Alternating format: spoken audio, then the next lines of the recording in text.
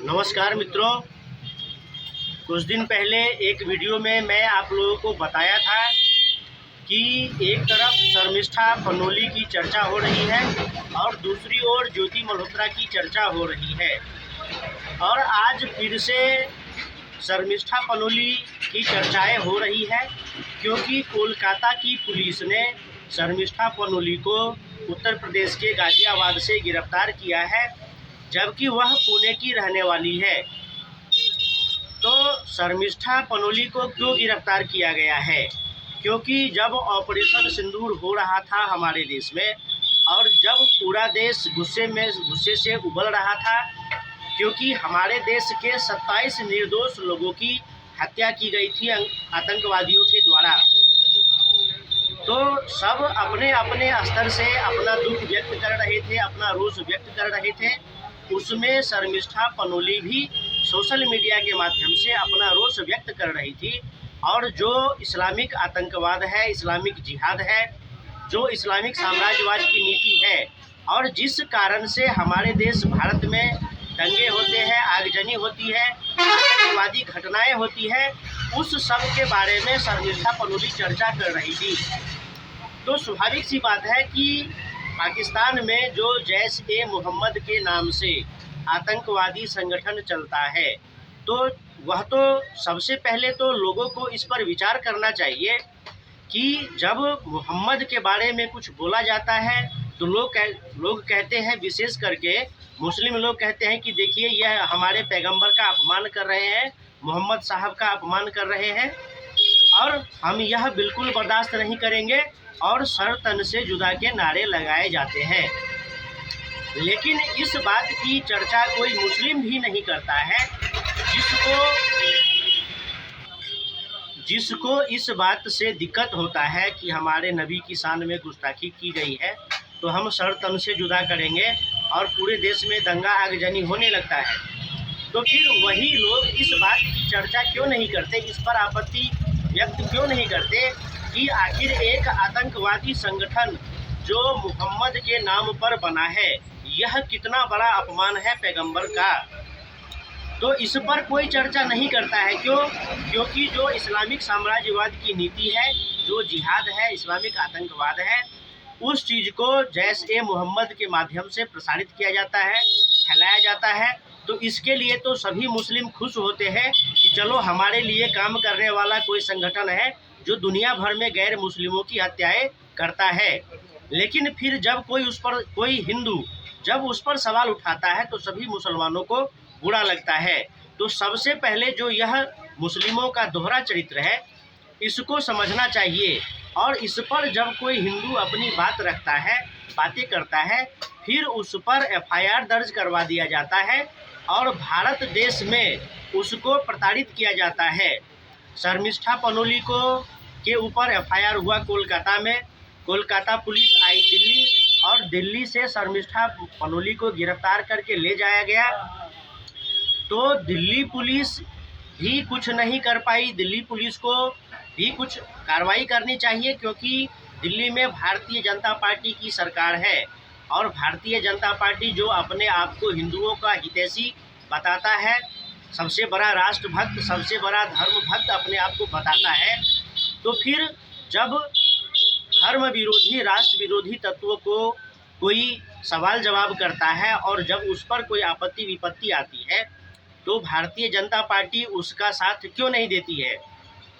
तो सबसे बुरी बात है कि भारत देश में जो बड़े बड़े आतंकवादी होते हैं उनको बेल मिल जाता है, जो बड़े बड़े हत्यारे होते हैं उसको बेल मिल जाता है। लेकिन कोई सच्ची बातें करता है, राष्ट्रवाद की बातें करता है तो उसको जेल में बंद कर दिया जाता है।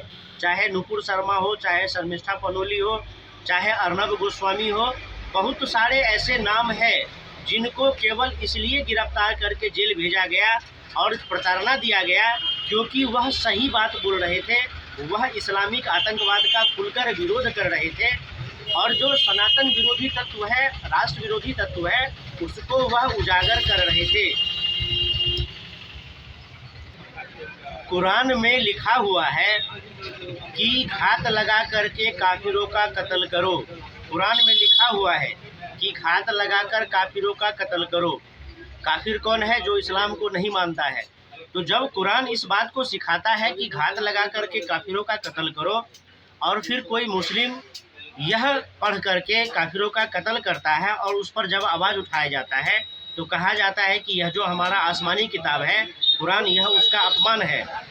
फिर कहा जाता है कि कुरान मोहम्मद पैगंबर साहब है, उन्होंने कुरान को बनाया था, यानी कि कुरान आसमान से आया था। कोई कहता है कि कुरान को पैगंबर मोहम्मद साहब ने बनाया था, कोई कहता है कि कुरान आसमान से। तो जो भी हो, लेकिन पैगंबर मोहम्मद साहब और कुरान, बस इन्हीं दोनों को मान करके मुस्लिम चलते हैं, अपना कार्य व्यवहार करते हैं।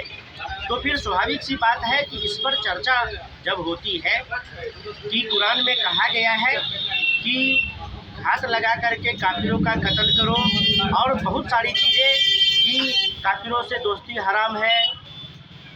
फिर जिस मुल्क में, यानी कि वंदे मातरम नहीं बोलेंगे, भारत में रहते हैं लेकिन वंदे मातरम नहीं बोलेंगे क्योंकि वंदे मातरम बोलना हराम है। तो इन सब बातों पर जब चर्चा की जाती है तो AIMIM जैसे राजनीतिक दल और उसके नेता आ जाते हैं मैदान में और लोगों को, यानी कि मुस्लिमों को भड़काना शुरू करते हैं कि देखो ये हमारे कुरान का अपमान कर रहा है, ये हमारे नबी की शान में गुस्ताखी कर रहा है, हमारे पैगंबर मोहम्मद साहब का अपमान कर रहा है, अब इसका सर तन से जुदा होना चाहिए। फिर मुसलमानों को भड़काया जाता है, दंगे भड़काए जाते हैं।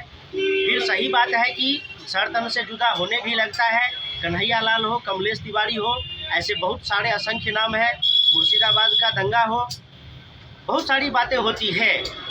तो जब कुरान में जो लिखा है उसको भी लोग बोलता है तो भी आपत्ति होती है, और नहीं बोलता है तो भी आपत्ति होती है। तो इसके लिए तो सबसे पहले सरकार को कठोर कानून बनाए जाने चाहिए।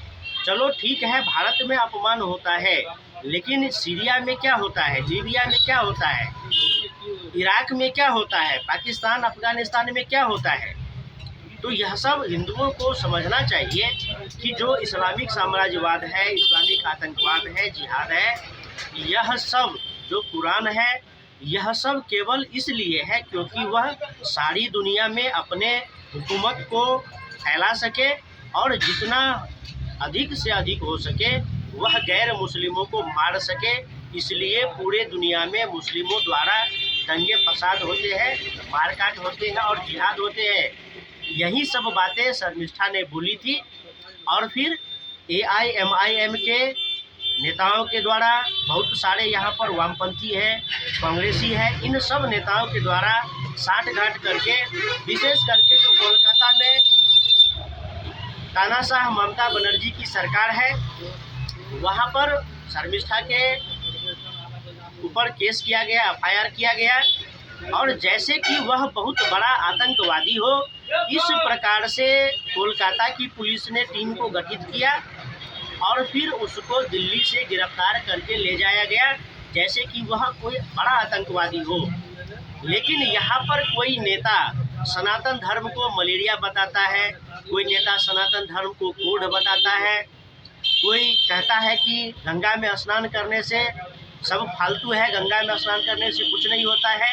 यानी कि सनातन हिंदू धर्म को कोई कितना भी गाली दे दे, देवी देवताओं को कोई कितना भी गाली दे दे, भारत में कोई बड़ा से बड़ा आतंकवादी घटना कर दे, उसको बहुत ही इज्जत से, सम्मान से सुप्रीम कोर्ट, हाई कोर्ट तक में भी बेल मिल जाता है, उसको जेल में बिरयानी मिलता है। लेकिन कोई सच्चा देशभक्त है, राष्ट्रभक्त है, उसके साथ आतंकवादियों जैसा व्यवहार किया जाता है।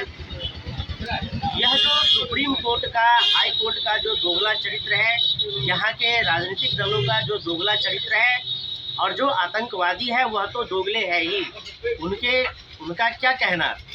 तो यह सब बातें हैं हमारे देश में जो नहीं होना चाहिए। आखिर जो सही बात है उसको बोला जाना चाहिए। जो बात नुपुर शर्मा ने कही थी वही बात जाकिर नाइक भी लोगों को समझाता है, लेकिन जब जाकिर नाइक बोलता है तो वह सवाब की बातें हो जाती है। वह अल्लाह का फरमान हो जाता है। लेकिन जब नुपुर शर्मा कहती है कि मोहम्मद पैगंबर ने तो कहा है कि घात लगाकर काफिरों का कत्ल करो, तो फिर उस पर एफआईआर हो जाते हैं और इतना हो जाता है कि रेप करने की धमकियां मिलने लगती है, जान से मारने की धमकियां मिलने लगती है। और एक कन्हैया लाल दर्जी जो केवल एक पोस्ट शेयर करता है, उसका गला काट दिया जाता है और केवल 3 महीने में उस गला काटने वाले जिहादी आतंकवादियों को बेल मिल जाता है। यह भारत देश का हाल है। तो सोचना हिंदुओं को है, हिंदुओं को अपना धर्म बचाना है, अपना देश बचाना है, तो हिंदुओं को ही आगे आना होगा।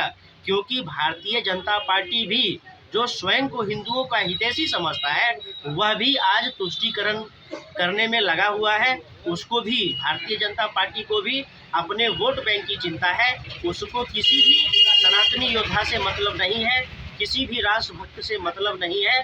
भाजपा को भी केवल कुर्सी चाहिए और वोट चाहिए। तो ऐसे में सनातनी हिंदुओं को पूरी एकता के साथ जो सनातन के शत्रु है उसका विरोध करना चाहिए।